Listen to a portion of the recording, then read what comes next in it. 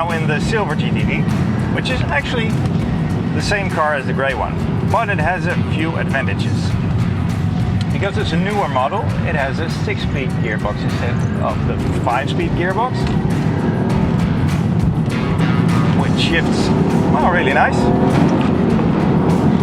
And a big advantage is that one of the former owners has done some adjustments to this car. For instance, it has very nice exhaust, and you really need that for the Busso sounds to really come to life. I can show it.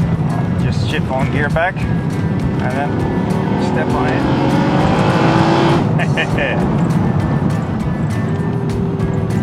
Let's do that again. Just around the corner and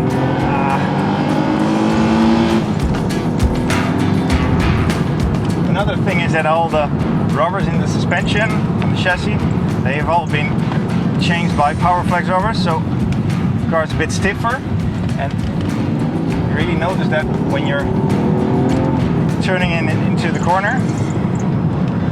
The response is just a bit quicker and sharper. And the brakes, they were also operated by sportier discs and different brake pads.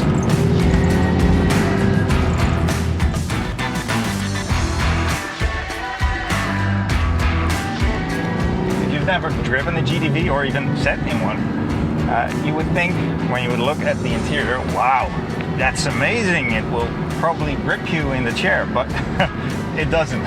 It looks amazing, but it's a bit of a particular position. It's kind of like you're on the seat instead of in it, and you're quite high in the car, and my head's almost against the roof. I'm not very small, but I'm not like an NBA basketball player. But you will forget all those things right away when you start the engine, hit the throttle, and the amazing Busso sounds come alive, and you will be pushed in the chair when you're accelerating, and you forget about all of that. This generation of the GTV, it has front-wheel drive. It was the first Alfa Romeo sports car with front-wheel drive. Oh, speed bump. But in the 1990s, this was probably one of the best handling front-wheel drive cars.